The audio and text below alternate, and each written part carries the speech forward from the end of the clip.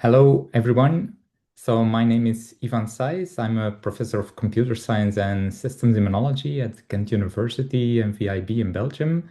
So my lab is developing machine learning methods to automate different aspects of single-cell data analysis. And today I will be your host for this webinar entitled Dimensionality Reduction in Cytometry from Data to Embeddings and Back.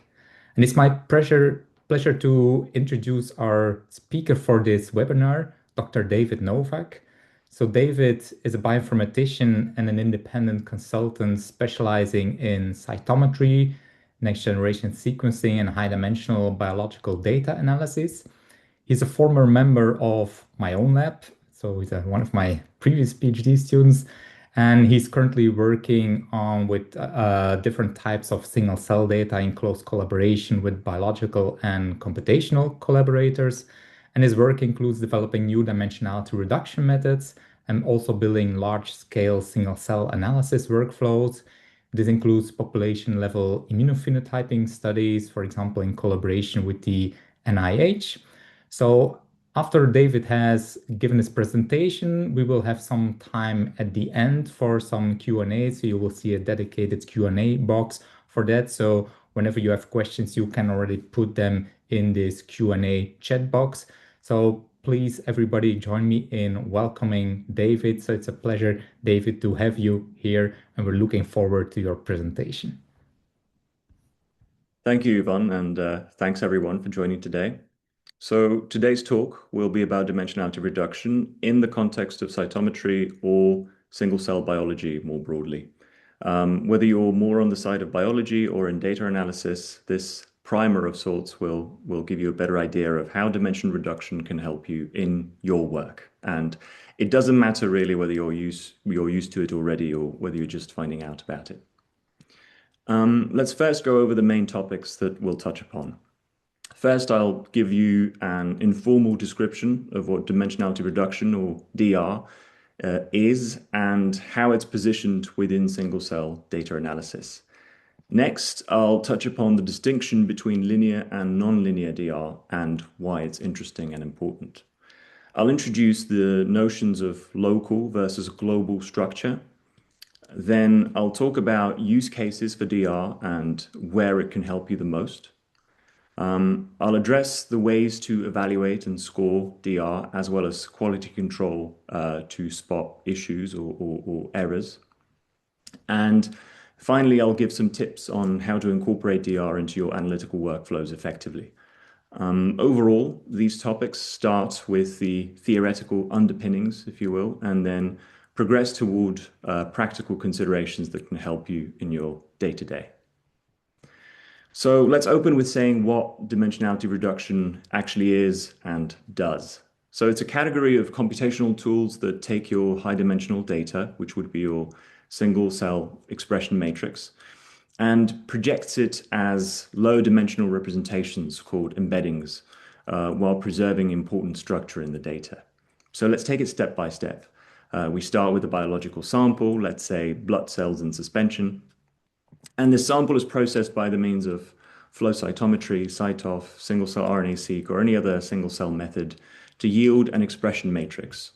In the case of cytometry, obviously, those are the signal levels corresponding to abundances of some markers of interest with columns per markers and rows per cell.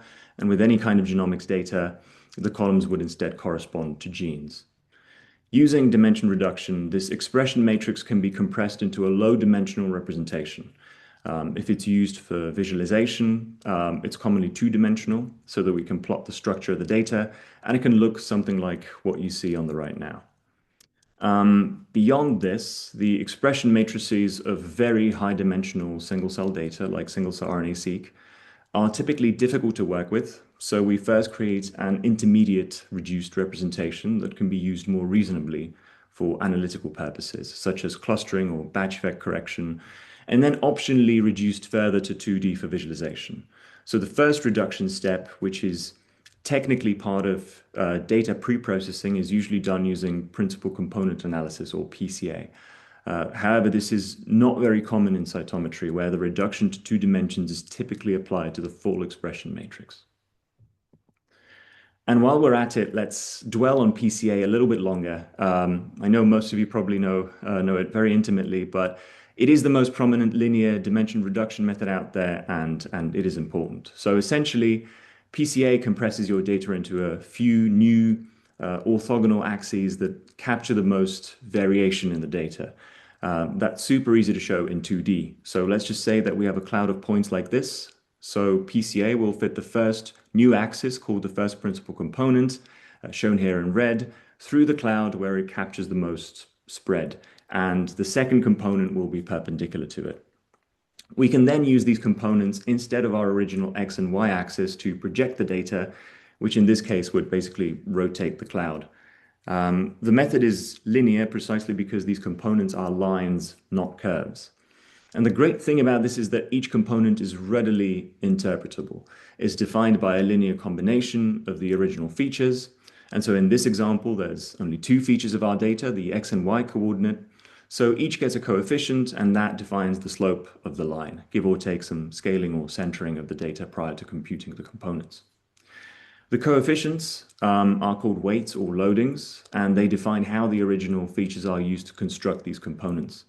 The key point is that although we're doing this here with two-dimensional toy data, we can apply PCA to higher dimensional datasets just as well. Speaking of which, let's do it with a cytometry dataset. So the example here is that of the Saeys cytoph data from mouse bone marrow from 2016, which is very often used for testing computational cytometry tools. Here, instead of a bunch of two-dimensional points that we saw earlier, we're dealing with the expression profiles of about 87,000 analyzed cells. There are 39 markers, which means that we're dealing with points in a 39-dimensional space defined by the panel. And we can use only the first two principal components to visualize the data. Now, since the cell populations are labeled, we can impose that over the plot and see where each population falls. Now, the separation of these populations isn't amazing, but we can see some basic patterns like the T cell compartment at the bottom or the B cell compartment at the top right. Now, remember the loadings, which are the coefficients that define the principal components? Well, here they are for the first principal component, which is on the on the x-axis rather of the middle plot, with positive values to the right and negative to the left. So you can see, for instance, that B220 and CD19 are very positive, meaning the more to the right we go on the plot, the higher their expression. And that makes sense since we've got the B cells there, for which those are the markers in mice, on the right. And on the contrary, the populations on the left, such as eosinophils, don't express them. So I won't go through all the markers, nor do I know all of them by heart here, but you get the point. It's very readily interpretable. And to just give you an example of where this gets applied, to prove that this is not only theoretical, the Infinicit software by Cytognos, now part of BD, uses PCA to generate projections that ultimately allow you to discover cell populations more easily than with an array of biaxial scatter plots. And this functionality is called the automatic population separator. So it's been demonstrated that in some evaluations, this performs well at rare cell detection, which is a major use case. And more generally, PCA is good at this rare cell detection task, which is a form of outlier detection, generally because of its ability to preserve global structures in the data. And we will come back to this notion of global structures in a few minutes. So for now, let's move on to some nonlinear dimensionality reduction techniques, which can transform your data in more elaborate ways than just fitting new axes. So as far as visualizing single-cell data goes, the two most common dimension reduction techniques are t-SNE and UMAP, very famous. And although the algorithms are formulated quite differently, they can both be formulated as instances of a family of methods called neighbor embedding, or NE. So neighbor embedding methods focus on the local neighborhoods of points in the high-dimensional space, which translates to similarities between expression profiles of similar cells. And they optimize the layout of the embedding to keep these neighborhood relations somewhat preserved in the lower dimension. So this is what the Saeys data looks like when you run it through a t-SNE or a UMAP at default settings. And these are the population labels. It gets a little bit busy. You can see that the separation of populations is a bit more convincing than in the PCA plot. And in general, UMAP, this is something you might have heard before, is set to distort the global relationships between the different islands of cell populations less than t-SNE, but results, of course, vary.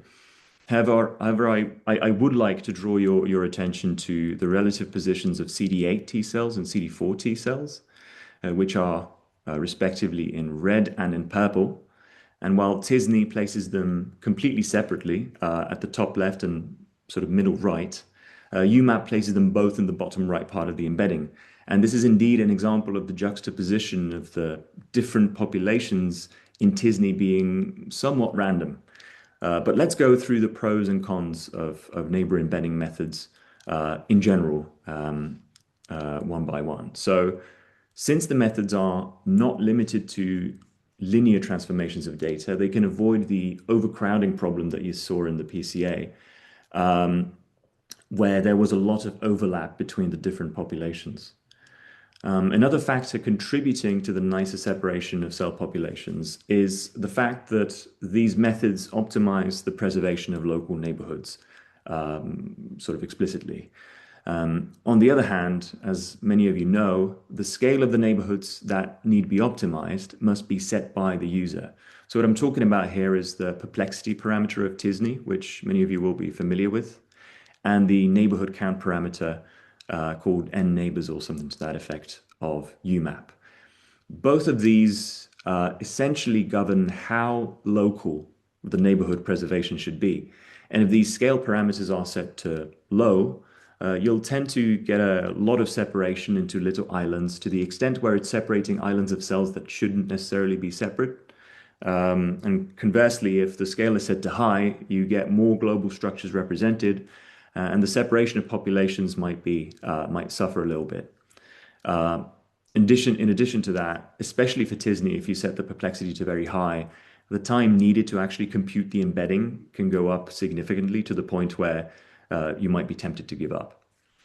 Additionally, the non-local relationships will sort of get distorted in any case, even if you expand the neighborhood size, because there will always be a limit, and it's very unlikely that you can set the neighborhood size to the entirety of the data set, simply because that's computationally not very feasible.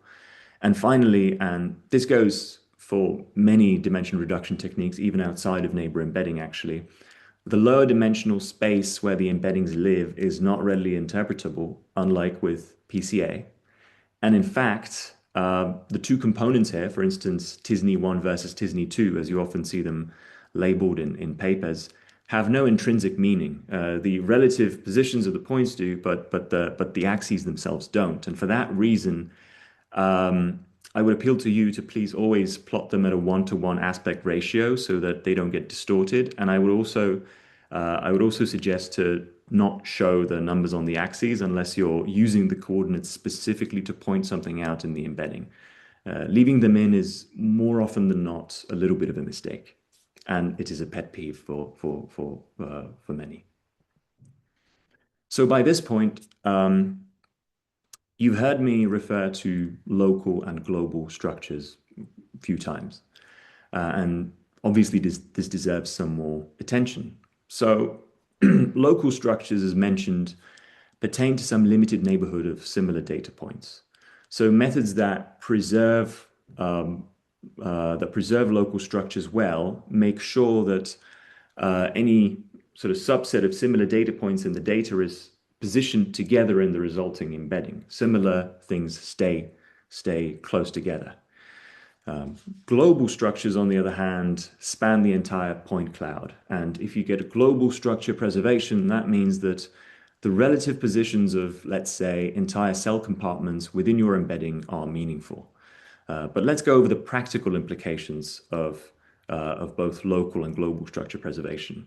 So if local structures are preserved, the embeddings typically separate cell populations nicely. Realistically, this is the reason that t-SNE and UMAP are the methods of choice within single-cell biology for most practitioners, because they want to see that nice separation into cell populations. And when they see it, they go, that's it. That's what I want to see.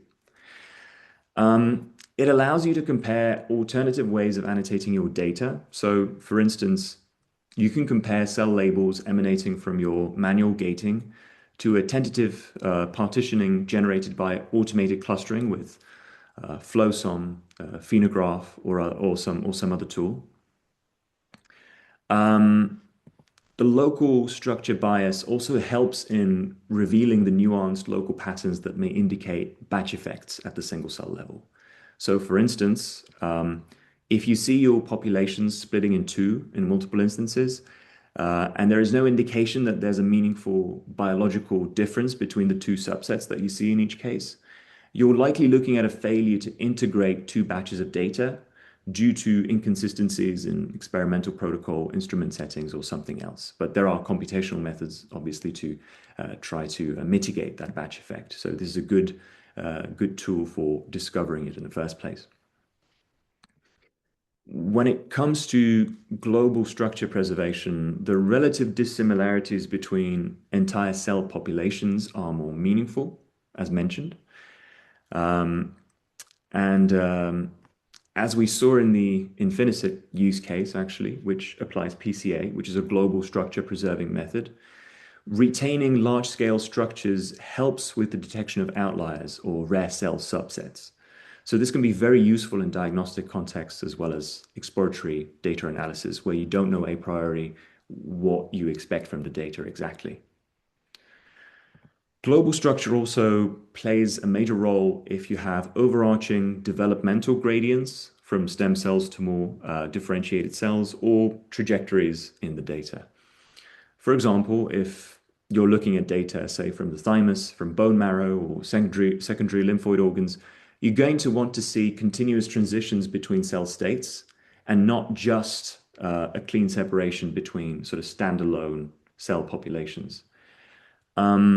This is very important because the analysis of developmental processes is a major point of interest in fields like hematology or embryology. I'd like to mention a couple single-cell dimension reduction methods, although I promise myself that I will refrain from simply listing a bunch of them because it's more important to know how to use them. But a couple of DR methods that have been designed to balance local and global structure preservation favorably are PacMap, TriMap, IVIS, and Vive. And I'm disclosing a certain bias here because I am the main author of Vive, so I have to obviously mention that. But let's actually zoom in on the issue of representing transitional states and trajectories, which is what I mentioned there on the right. So I'll preview a case study from our recent manuscript. It uses a single-cell transcriptomics dataset. Apologies for not having an example with flow data on hand. But the dataset comes from zebrafish embryos, and it combines cells from multiple time points along the embryonic development. We chose this data because it contains both discontinuities between some of the time points, which particularly at the beginning of the developmental progress sees some large sort of shifts or jumps in the expression profiles, and continuities where there's a developmental trajectories that goes from cell to cell within these embryonic stages. And that goes obviously from earlier to more differentiated cells. So there's both discontinuities and continuities. And that sounds very abstract, but it will become a bit clearer and more visible in a second. So if you run this data through a default t-SNE, you get an embedding like this, with the different colors corresponding to the time points here from which the cells originate. So those are the embryonic stages. The data gets divided into a lot of these small islands, as you can see. So some of them are based on biological differences, but some are in fact artificial. And if you run the algorithm multiple times, the partitioning will be a little bit different each time. An alternative method, SQuadMDS, by my co-author, Pierre Lambert, is a great global structure-focused method. So it creates this fuzzy but smooth and more continuous embedding. Vive, which is our multi-scale DR method, does retain some of the separation of these different color islands of cells, notably those that are in fact the most biologically distinct. And at this point, you will obviously have to take my word for it. But the embedding still appears a bit less disconnected than in the case of t-SNE. So there's both some discontinuities and continuities represented within it, which is the point ultimately of balancing local and global structure preservation. Now, let's pick an actual developmental trajectory within this data that goes from early progenitors all the way to differentiated cells within one particular lineage. And this is, of course, is a schematic representation, but it is a real pathway. And so any such trajectory will go from the earlier embryonic stages toward the later ones. That's clear. But within the t-SNE plot, you can see that the trajectory and its endpoint aren't obviously represented in the embedding itself before I showed you the pathway.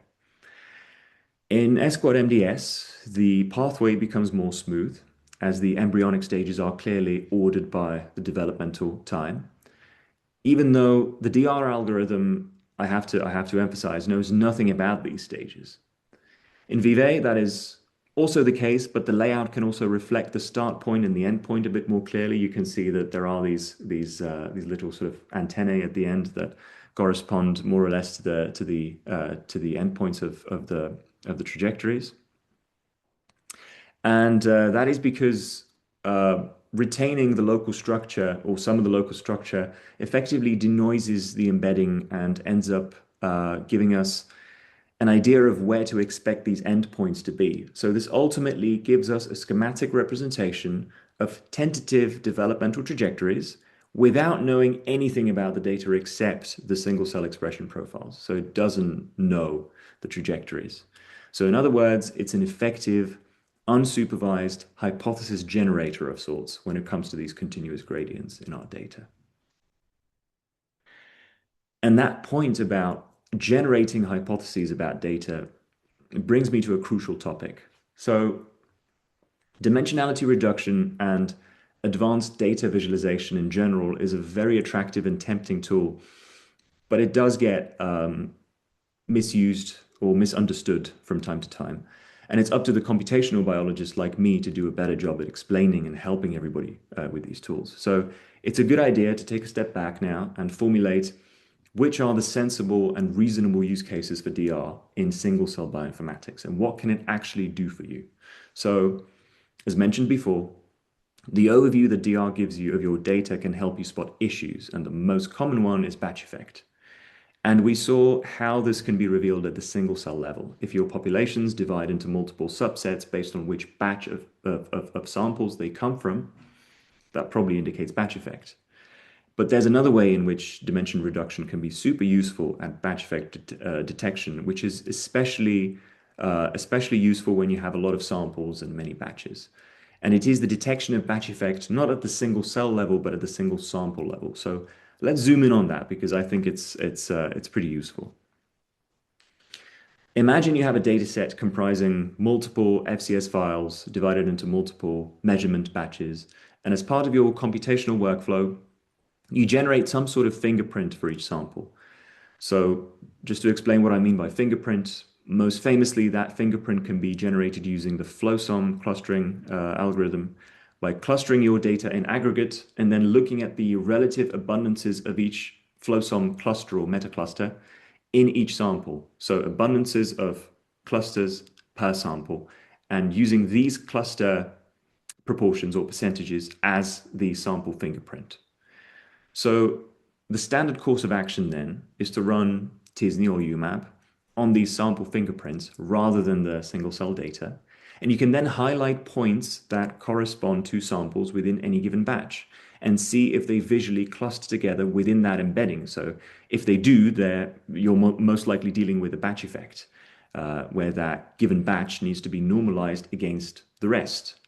So the two embeddings shown here are before and after signal normalization using Cytonorm, which is a prominent batch effect correction tool. And you can see that the correction probably isn't perfect, but the one on the left shows you that this batch obviously concentrates in one part of the embedding, which shows you that the batch variability is greater than the biological variability, which is something that with proper experimental design at least, is not seen as desirable. And of course, this is only one of many ways to detect batch effects, but it's a very effective one. And if you want specific guidelines on how to do this, please check out the Cytonorm paper in Cytometry Part A. The next fundamental part of applied dimension reduction is detecting outliers, as mentioned before, but also generally detecting subpopulations you might not be aware of. So in a nutshell, manual gating of cytometry data can only get you so far, since you're looking at the concurrent expression of two markers at a time. And you might find that one manually labeled population of cells divides into, let's say, two islands in your embedding.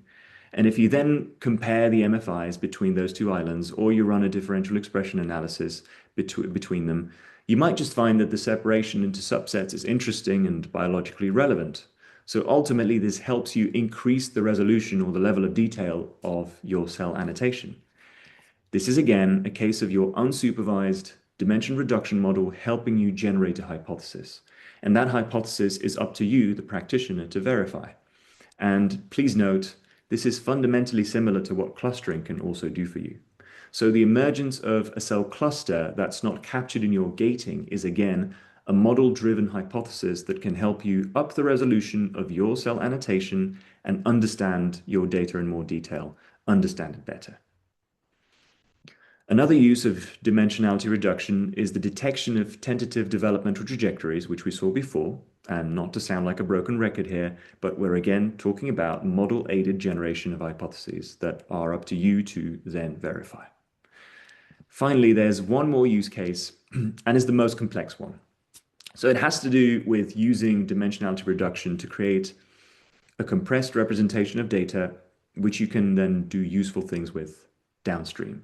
In other words, dimensionality reduction is a pre-processing technique, and this really needs a little explainer. So there is a range of computational tools that take your full expression matrix and creates some sort of intermediate embedding. This is something that we also saw before. And that intermediate embedding lives in some latent space that is commonly less high dimensional than the original. And that embedding is then amenable to a range of other steps. Reduction further to 2D for visualizing, clustering in the latent space, trajectory inference, correction of batch effects, and more. Now, if you recall, the role of this initial reduction is commonly filled by PCA in the context of single-cell genomics or transcriptomics, and it makes the data easier to work with for the algorithms that you want to feed it into. However, pre-processing of this sort via dimensionality reduction is less common as a standalone step in cytometry data than in single-cell genomics. And there are examples of algorithms that implicitly or explicitly do this on this slide, and I encourage you, of course, to explore them if this piques your interest. But my main message is very simple and is the following. At some point, you might want to gate on a two-dimensional embedding of your data to explore it more efficiently. Please go ahead. That's a great intuition. But please avoid clustering on your two-dimensional t-SNE and UMAP plots. We have some amazing algorithms that can handle the intricacies of your full dimensional data with all the markers taken as input. The 2D embeddings should be used orthogonally. They should be used in conjunction with clustering to explore your data, but you typically should not cluster on them. I know this is a source of controversy, but this is something that needs to be said. So with these as the main use cases, we can distill the central warning that's always at the back of my mind, at least, which is that dimension reduction simplifies patterns in your data, which is good, but it also inherently distorts some of them. It's mostly a hypothesis generation machine, or hypothesis generation engine, as I like to call it, much like unsupervised clustering, and as such, its hypotheses need to be verified. So since we've covered pros and cons of different methods in some form, it's apparent that there's a need for evaluating the performance of different algorithms. And in addition to that, there is a need for quality control measures to check whether the embeddings we're getting are any good. In literature, past efforts to benchmark algorithms have focused on the notion of preserving point neighborhoods. We've already touched upon this with the local versus global distinction. And the essence here is that for any given data point, the order of near neighbors as well as the more distant ones should be preserved as well as possible in the embedding of our data, which is very sensible. Unfortunately, many recent studies with cytometry data have had to resort to, excuse me, have had to resort to downsampling datasets first to make the scoring feasible computationally. And this is especially problematic with cytometry, where the sample sizes can get very, very large. Also, many of the quality metrics are proxy measures, meaning that they rely, for example, on clustering the two-dimensional embedding, which, as mentioned, is not necessarily the fairest method of evaluation. And you put another model with all its parameters sort of in the middle in order to arrive at a score. Also, with respect to usability, it helps to have readily available quality control tools that let you analyze different parts of your embedding to see if there are problems, rather than having a single numeric quality score assigned to your embedding, where it's not obvious why your embedding is good or bad. So in our effort to advance quality control, we actually equipped our DR model, Vivet, with a tool called encoder indicatrices. I know it's a mouthful, but in a nutshell, this is a visual aid in the form of these ellipses that you can see, which are superimposed on your embedding, and they detect whether there's a distortion occurring in the embedding with respect to the original data. If the shapes are larger in some parts of the embeddings, it means that this part of the embedding space is getting expanded artificially. Conversely, if they're smaller, that means it's getting shrunk. Ideally, they should all be the same size and circular. But more importantly, if they're being stretched in a certain direction, that means that the embedding space is also being stretched and that this is an artifact. It's a work in progress right now, but if you Google Vivet, we have guided tutorials that show you how to use these and potentially how to incorporate this tool with other dimension reduction models. So we've done the work for Vivet, but we would like to make this work more broadly. Next, we developed a framework called vScore, which efficiently evaluates structure preservation by embeddings at all possible scales. So that means that you can effectively compare how well a model is doing with respect to local and global structures. And we even provide a framework to run a large-scale benchmark, if you wish, that scales very well to large cytometry datasets. For now, we have some results on 8 single-cell transcriptomics datasets. Apologies again for not having fresh results on cytometry data. Maybe you can help us generate some. And each of the subplots here corresponds to one dataset with local structure preservation on the x-axis and global structure on the y-axis. Each of the symbols corresponds to one method. You can see that t-SNE, which is represented here as a dark blue square, is always furthest to the right, but relatively low down in these. And this lines up perfectly with what practitioners have observed for a long time, which is that t-SNE preserves local structures, but it fails to retain a lot of the global ones. The S-quad MDS algorithm shown earlier is always at the top here. But its local structure scores are quite low because it's shifted quite a bit to the left. We also show that the two variants of our Vivet algorithm, shown as a sort of dark red square and an orange upside down triangle here, consistently place high in global structure, but at the same time, they approach the local structure scores of UMAP. And you can check out our preprint if you're interested in more results and case studies where we show how this sort of balance between local and global is useful with real life data. And finally, we also provide some new supervised evaluation measures in vScore. And that means that these are evaluation methods that can leverage the labels of known cell populations so you can detect which populations and compartments are embedded correctly or incorrectly. And I'll just give a very, very short preview of this from our paper. So this is a data set from human breast tissue visualized using t-SNE, UMAP, and Vivet. And the T and NK cell compartment and the B cell compartment, respectively, are highlighted in each embedding. And we observed that in this data set, as in a couple others that we saw, NK cells are often embedded in a way where they're sort of intermixing with some T cells, which might just be due to similar expression profiles, or it might be due to failure in annotation of the cells, but they do sort of get mixed in there. Because we might be interested in specific populations and how well those are embedded, we developed a score called XNPE, which is based on a previous metric called neighborhood proportion error. And the score essentially looks at the shape and positional distortions per cell population in the embedding. And it does so by looking at how it interfaces with other populations around it in the expression space and in the low dimensional space. So essentially, this gives us an error value where lower is better, obviously, per labeled cell subset. And we can compare the different methods with respect to each population.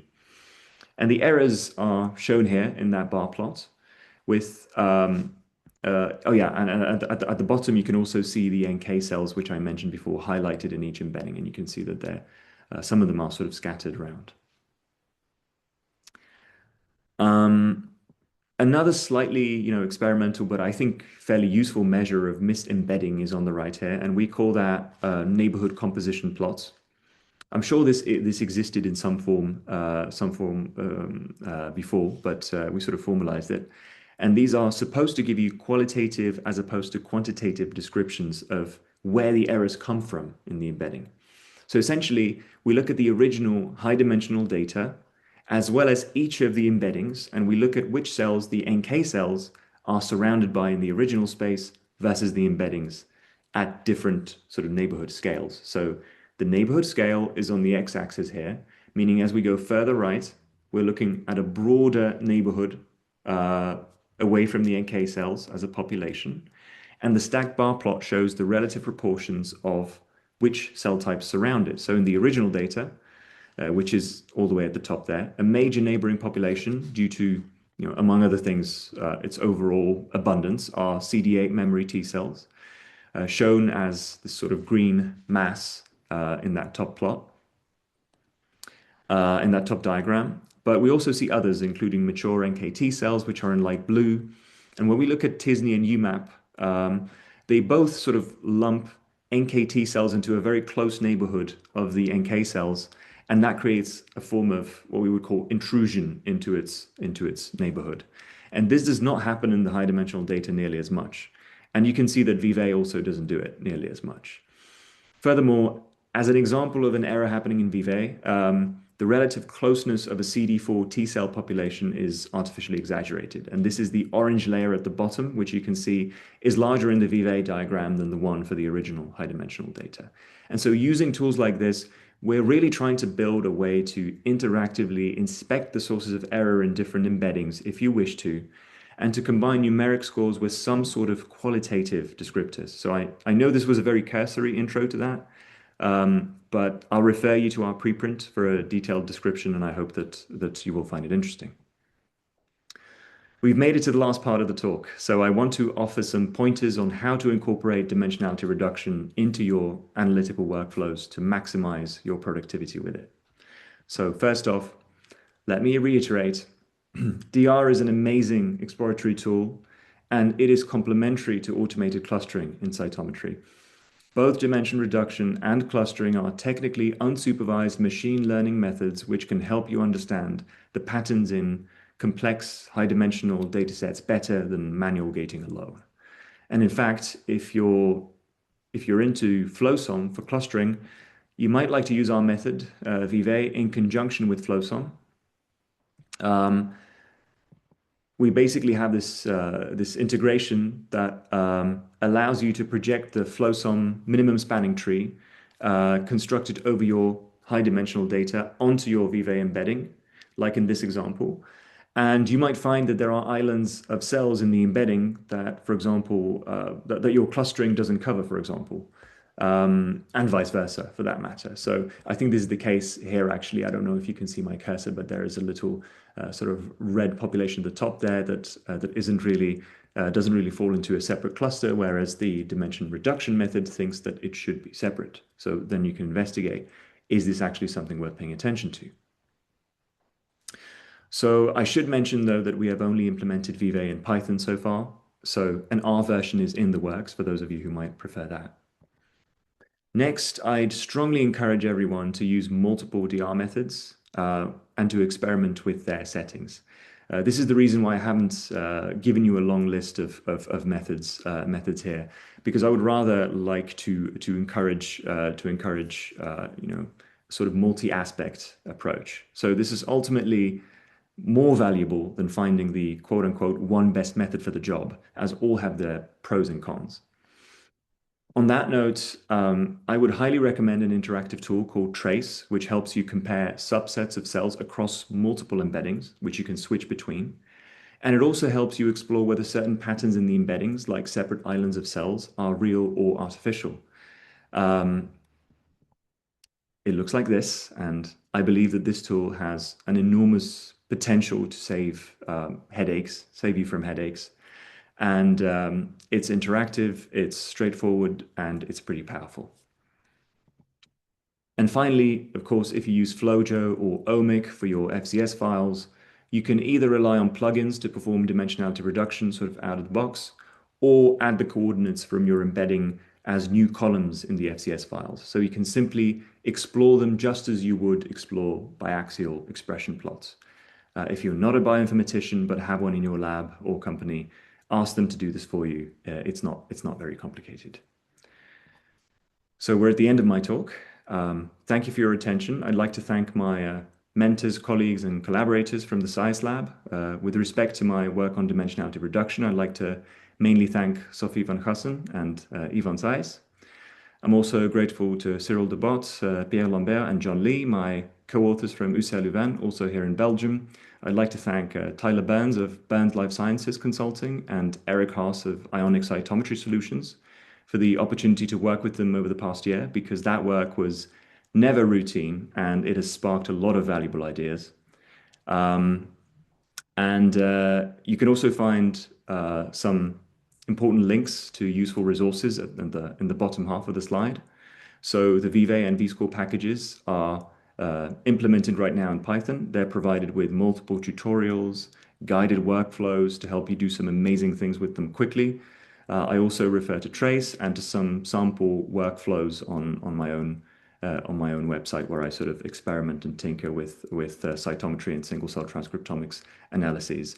And if you're interested in the preprint that we have out there on Vive and vScore, just head over to my website and it will be pretty easy to find. Thank you, everybody.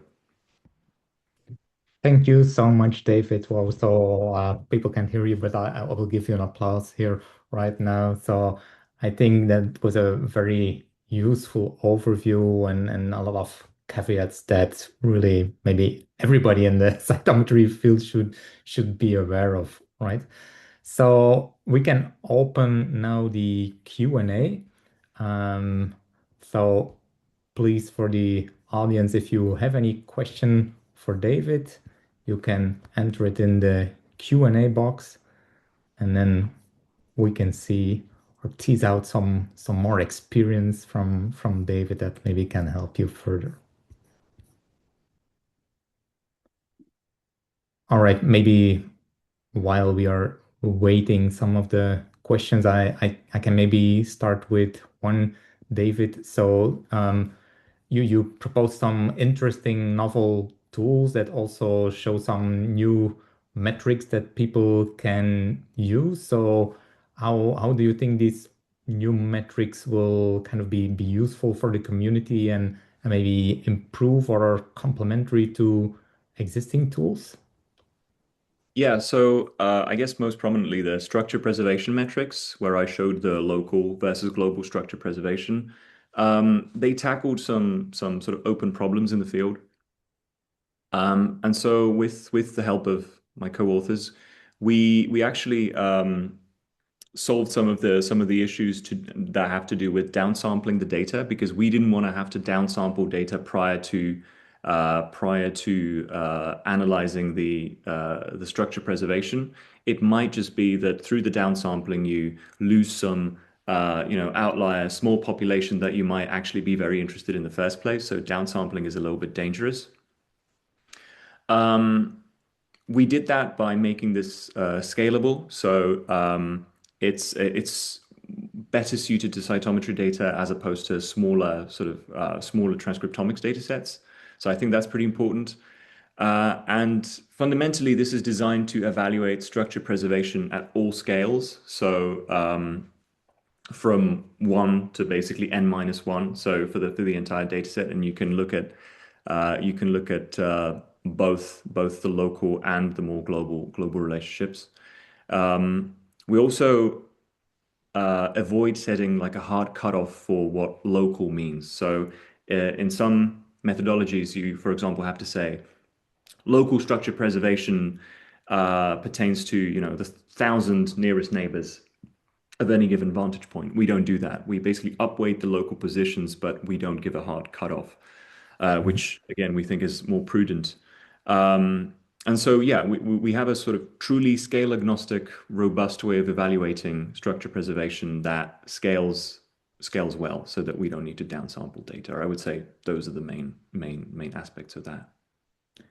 We also have a question from Daniel, so I'll read the question. What's the easiest way to implement the R methods for detecting batch effects? Should we just use Flojo plugins, or should we use SiteExpert or Florida websites that offer maybe something even easier? That's an interesting question. I have to say that I'm not one to do these things in Flojo or in Omic. I also saw that, Omic has a lot of capabilities in that regard. I usually do this using custom scripts, and I think last time I tried sort of reproducing that workflow where you detect batch effects at the sample level.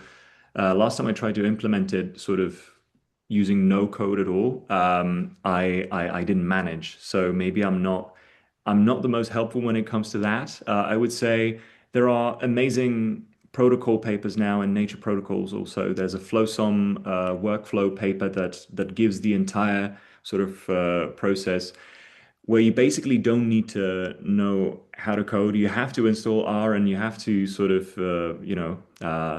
get used to the environment. It's not drag and drop, but I think it's been simplified enough for everybody to at least have a crack at it.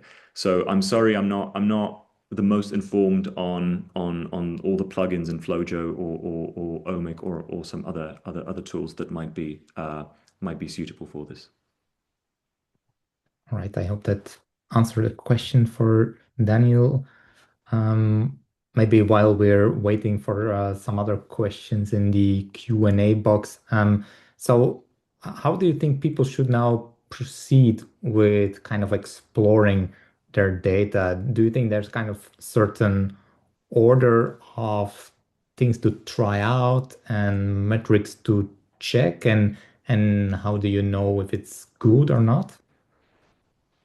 Yeah, so exploratory data analysis is sort of definitionally broad because you do many things at the same time, right? So the order isn't straightforward. I would just say that the main point is that you should do dimensionality reduction and clustering both, to sort of identify if you have some patterns that are popping up that you wouldn't expect.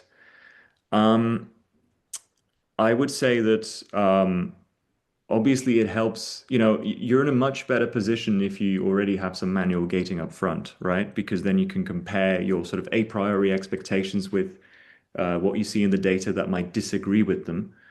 Otherwise, I think again, if I am tempted again to refer to the FlowSum protocol, because it's pretty comprehensive, and it goes all the way from some initial QC to cluster analysis, which in its essence can be, exploratory, and yeah, and it basically gives you everything, including, hypothesis-driven differential expression testing. But that's something that you can omit. You can just play around with the data, look at the clustering, see if the clusters make sense. And there are cheat sheets for FlowSum also that show you, if there are some sort of technical issues, if some signal ranges are unreasonable, it there are certain ways in which it will affect the model and the sort of diagnostic plots that you get of the flow sum model, and you will be able to spot it and say, hey, something's wrong with my data. So I think the field is getting better and better at having guidelines that are actually written down that you can use as a bit of a manual. Mhm. There's in the meantime, another question by Daniel in the chat. So, are there any particular flow controls that are helpful for dimensionality reduction? Like, for example, just consistent biological controls, like consistent aliquots of frozen blood from the same patients included into every time point run. So, I guess that question refers a bit to, yeah, from the cytometry point of view, are there any things you can include in your experiment that can kind of improve the interpretation and the analysis afterwards?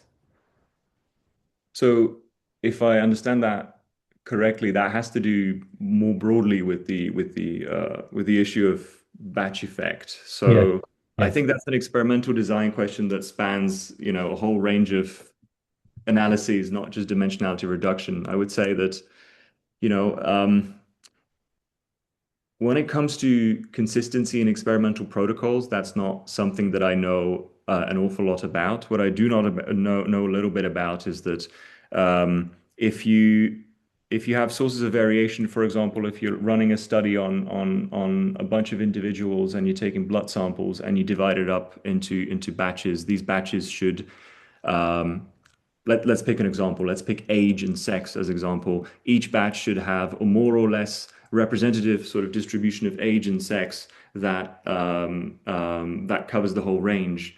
And you don't have one batch containing only samples from males and one from females and things like that. But I do get the impression that the person asking the question wanted something more specific, and I will refrain from saying it something too specific because I'm not a wet lab practitioner, and I might not be completely correct in all my suggestions. But for example, specifically for dimensionality reduction, if you have aliquots from different time points, would there be a way to leverage that information? Um, Well, I mean, so this is an interesting question. I think primarily you would want the difference between the time points to be revealed by the dimensionality reduction algorithm, which is similar to the case of inter-batch sort of differences. So if you want to see some sources of variability that are technical in nature and not biological, you ideally want the whatever t-SNE or UMAP that you look at to reveal that rather than to mask it. So um, I would say as an unsupervised method, you can't really do that much. There are obviously semi-supervised approaches where you can specify that these samples, come from a certain batch and these come from a different batch, and you can try to sort of Mhm. take that into account. But I would say that that is a slightly peculiar use case that maybe isn't really in line with Right. what dimensionality reduction would be used for in the first Right. place. Yeah, yeah. So we have some more questions. Also, how do we standardize dimensionality reduction across experiments? Say I have one study that finds an outlier population, then I run another study a year later on a different machine with slightly different colors or more antigens. How do I run my dimensionality reduction and try to look for a similar population? That's one other question. Yeah, so that's difficult. If you've got different panels and they overlap, uh, this is very much an open problem within single cell biology, is looking for latent spaces or model spaces where you can sort of take, two feature sets, which would be two different panels, and merge them into something that helps you integrate these data sets. Mhm. If you can just go for the overlapping markers, that is obviously the simplest way to do it. If you cannot, I would be very skeptical about that endeavor. It has to do with the reason that we do not typically use these intermediate sort of reductions that are not into 2D, but some sort of slightly lower dimensional latent space that helps you do whatever batch effect correction or clustering in that latent space in cytometry. The reason is that the dimensionality of cytometry data, at least compared to genomics, single cell genomics, for example, is pretty low to begin with. And there are incentives to keep the set of markers that you use as non-redundant as possible. And what I mean by that is you choose the markers obviously because if you've sort of got a free channel that can measure something, you want to get the most out of that channel, and you want the marker not to be too correlated with the other markers. So you want them to be orthogonal. You want each marker to tell you a different story. And ultimately, in order to explore the data, you need all of the markers because each one has a very specific sort of reason to Mhm. be there. So to try and compress that very dense data set into something low dimensional is extremely difficult. And so I expect that, there are a lot of people who are trying to come up with these models that can create these latent spaces where you can just throw another data set into it and it will somehow process it so you can integrate it with other data.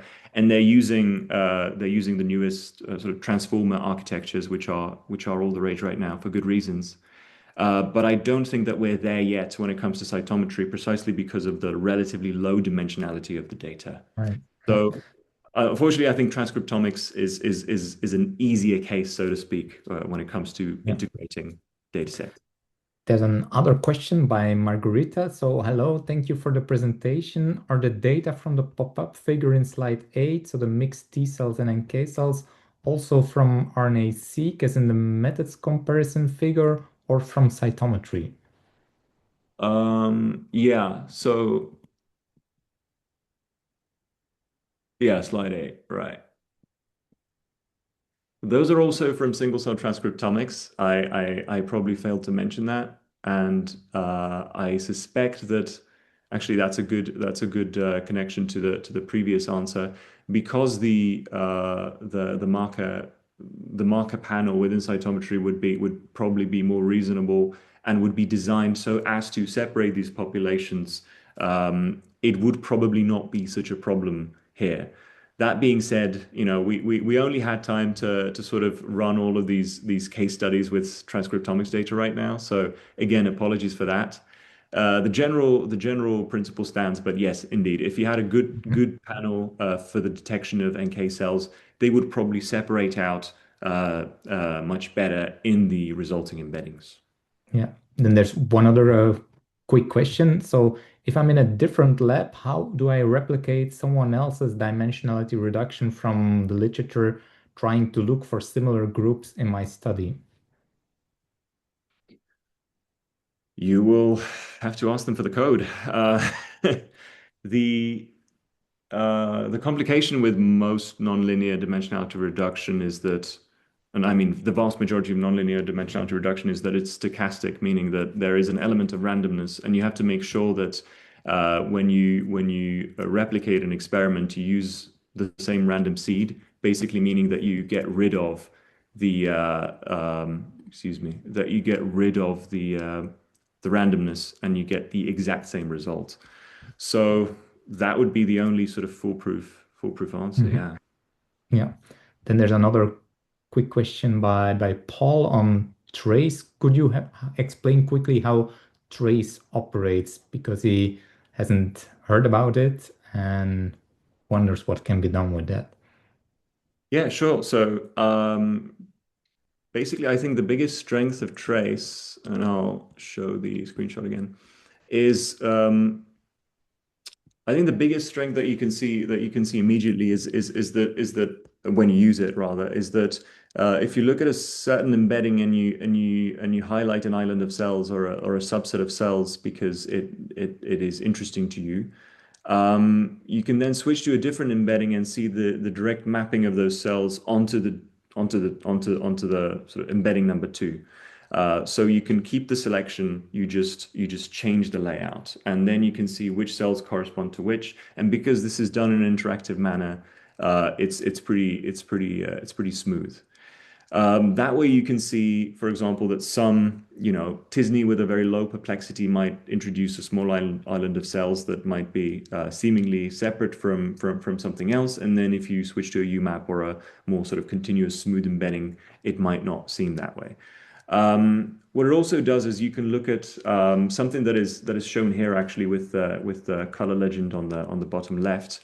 Levels of neighborhood preservation. So that basically means that every cell is colored by this local structure preservation score. So in here, it's strictly capped at the neighborhood size of 200, but it gives you an idea of which cells are sort of problematic. There might be an island of cells which in this color scheme are completely black, and that might mean that the neighborhood preservation is actually pretty poor. So that would correspond to an artifact, and it's very likely that in the high dimensional feature space, that island does not exist.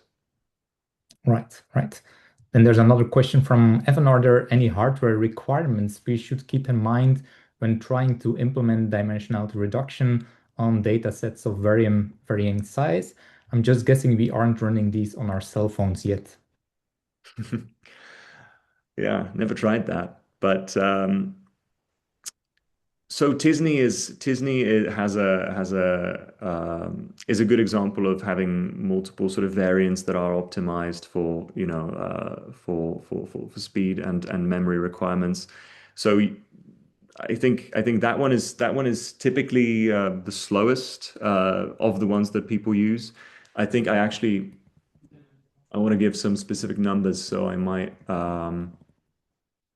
excuse me.